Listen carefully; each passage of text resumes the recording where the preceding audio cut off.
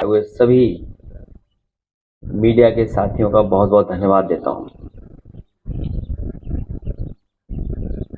ये आज संविधान मान स्तंभ जो समाजवादी पार्टी में स्थापित किया गया है, हमारी समाजवादी पार्टी के जितने भी कार्यालय होंगे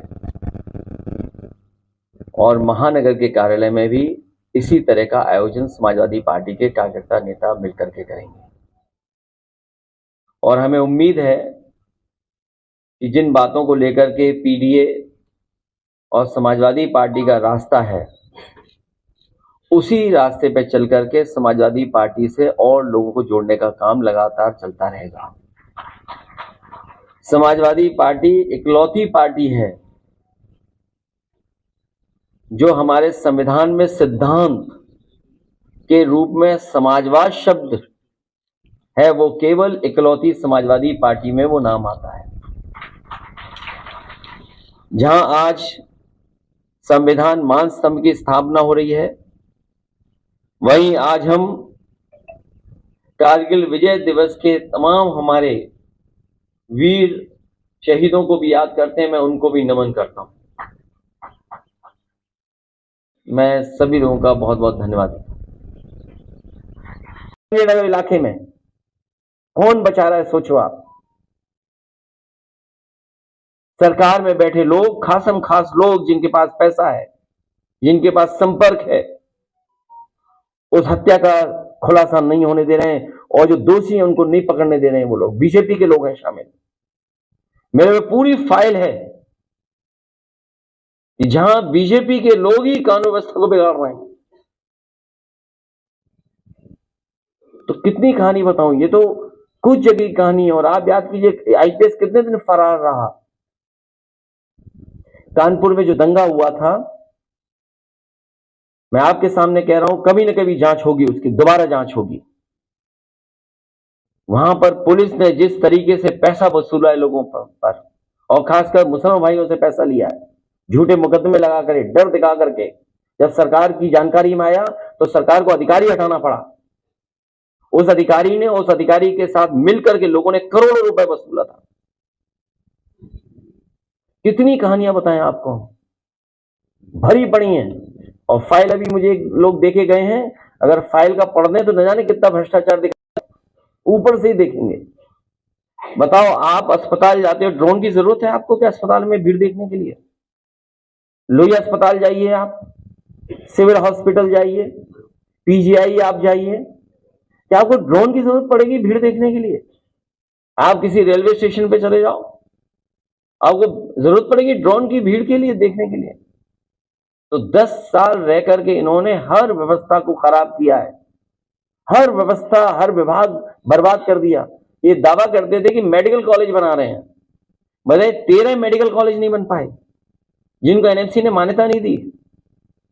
कहीं मान्यता मिली है 13 मेडिकल कॉलेजों को? और जो मेडिकल कॉलेज हैं उनकी स्थिति क्या है? कहीं इलाज नहीं मिल रहा गरीब को। एक जिला अस्पताल नहीं बनाया जहां पर दवाई, इलाज, इंतजाम पूरा मिल जाए गरीब को। तो स्वास्थ्य विभाग वो दिखाई दे रहा है, और कितना भ्रष्टाचार होगा उसमें पता ही नहीं। ये तो कुछ खुल रहे हैं, और ये खुल इसलिए रहे हैं कि कुछ लोग मोहरा बन गए। ये नई तरह की टेक्नोलॉजी, तो टेक्नोलॉजी के हिसाब से बोलना पड़ रहा है। आप समझ गए हो कौन मोहरा है? सुनने में आया कि मौर्य जी मोहरा है, दिल्ली के वाईफाई के पासवर्ड हैं। अगर दिल्ली वाले किसी से मिलते हैं तो लखनऊ वाले भी मिल रहे हैं किसी से। तो बताओ, सरकार चलेगी ऐसे? क्या सरकार चलेगी बताओ? और जिन्होंने बिगाड़ा है सब कुछ, क्या वो लोग ठीक करेंगे? और सबसे गंभीर सवाल मैं आपके सामने रखता हूं। मुझे याद है कि इस प्रदेश के गवर्नर थे, हमें चिट्ठी लिखते थे और अखबार में सरकार को, समाजवादियों को बदनाम करने के लिए जातिवादी का आरोप लगाते थे। बताओ, कोई है कहीं कोई जो गिनती करे कौन कहां बैठा है? बताओ, मुख्यमंत्री जी कौन है, मुख्य सचिव कौन है, प्रमुख सचिव कौन है गृह, और विभाग में कौन कौन कहां बैठा है, सोचिए आप भी तो थे, कभी कभी उठाते थे सवाल जातिवाद का, तो आप विचार करिए, गंभीर सवाल है। तो यूपी ऐसे नहीं चलेगा। यूपी की जनता को इन्होंने धोखा दिया है। यूपी की जनता का इन्होंने सब कुछ बर्बाद कर दिया। बजट की बात तो लोकसभा में होगी कि यूपी को क्या मिला। हालांकि प्रेस के सामने मैंने कहा कि अगर पूर्वांचल एक्सप्रेसवे में केवल 25 किलोमीटर ये सरकार बना देती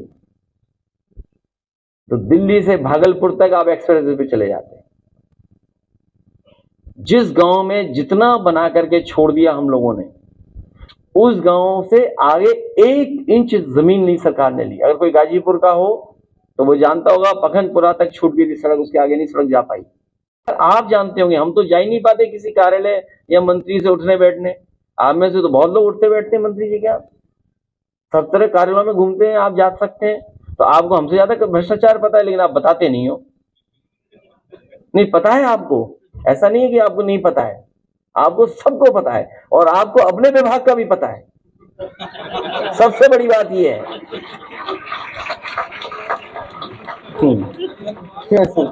अगर ये बात गलत हो तो बताओ मुझे।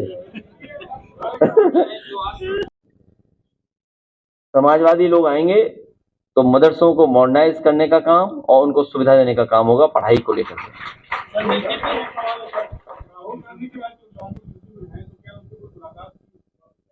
चले हम और आप दोनों लोग। एक सवाल है, बताओ, हद कर दिया आपने। इतने सीनियर जर्नलिस्ट हो आप, हम दोनों बगल में बैठते हैं, उसमें क्या पूछना। देखते नहीं टीवी क्या? ये ऐसे पत्रकार हैं, अपनी ही न्यूज नहीं देखते ये।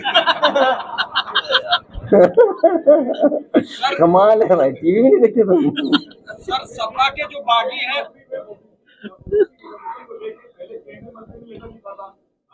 देखिए ये जो नए, इसीलिए जरूरी था ये संविधान मान स्तंभ, क्योंकि ये हमें, जो हमारे पिछड़े लोग हैं जिनको अधिकार नहीं मिल रहा है, या जो गैर बराबरी की लड़ाई है, जो संपन्न बनाने का आंदोलन रहा, तो ये गैर बराबरी बढ़ रही है और संपन्न लोग नहीं हो पा रहे हैं।